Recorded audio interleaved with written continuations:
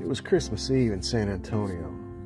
Around midnight, the stores were closing down. The children were all snuggled in their beds with dreams of sugar plums and PS4s dancing in their heads.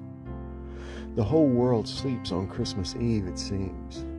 The night just has a way of making every eye young and heavy with anticipation. Ezekiel Gilbert was not asleep. He was up and doing a little last-minute Christmas shopping on Craigslist. He was buying himself a present. You can find anything on Craigslist, and this night Ezekiel Gilbert was looking for skin and bone, for meat. Like a hungry man at a butcher's shop, he strolled through the posted flesh there, lifeless and pixelated as sides of beef or pork bellies hanging in a freezing meat locker. After some time of browsing, his eyes finally rested upon a body that could be his for the low, low price of $150. It was 23 years old. It was white. It was thin. It was prime cut. A little more than $1 a pound. You couldn't ask for a better deal than that. Its name was Lenora Frago, but that wasn't included in the $150 asking price. Not her name or her hopes and dreams, or the name of the 9th grade boy she had a crush on. There was a whole universe inside of her, but you don't need that stuff. You just lay it aside like warranty information, like ads for other products, like packing material. You just tear the box open and dig through all that junk till you get down to the thing itself, and besides, Ezekiel Gilbert didn't need any instructions. He knew what to do. He'd known since he first saw it done in plastic magazines and down in the dark of hidden places where the only light was the dim glow of a laptop screen. You can learn to do anything online. He called her up. He sat and waited like he was waiting for the FedEx man. It was easy as pie.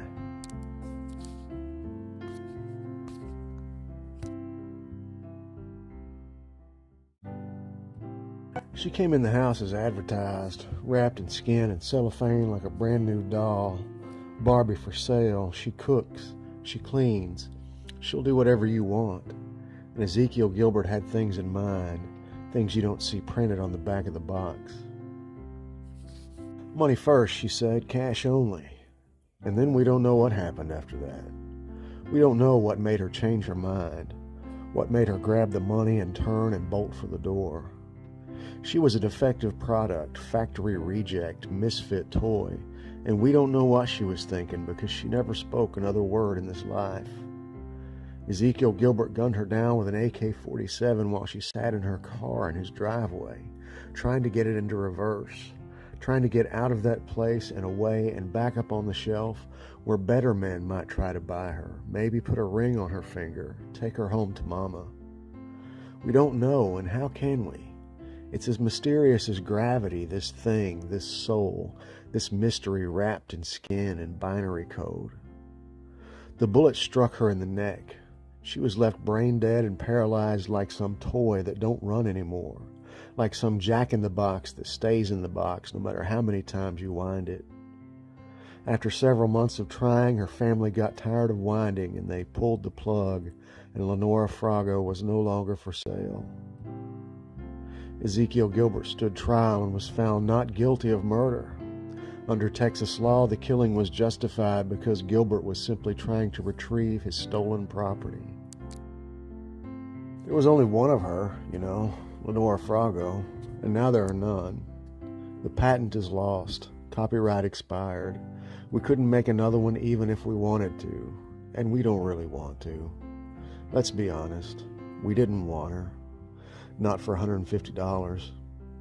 Not even for the change under our couch cushions. She only had one thing to offer anyway, her body, and now that is gone, dissolved to dust beneath the South Texas dirt. But someone must have made her. Someone must have wanted her. To someone, she must have been a creation, a prize invention. Things don't just make themselves, not even $150 a night prostitutes. We carry what is precious to us in our hands. When we're at the airport, we check our bags, but if there's something in there that's precious to us, we'll take it out and carry it.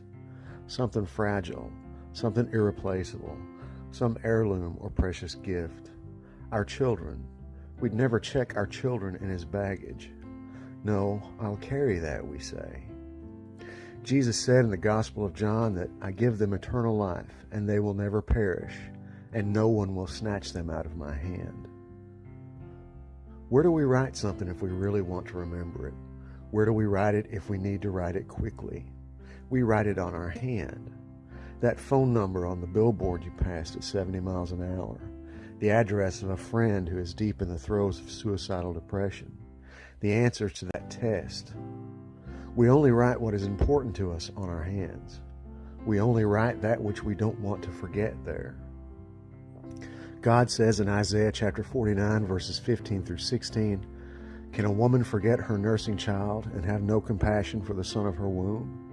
Even these may forget, but I will not forget you. Look, I have written your names in the palm of my hands." By definition, there is nothing more valuable than God. God, who is himself the most valuable thing in existence, sacrificed himself on a cross so that we might be called the sons and daughters of God. Her name was Lenora Frago. She had value, and it was more than the $4.71 it would take to make her. It was more than the $150 that cost her her life. It was infinitely more than that.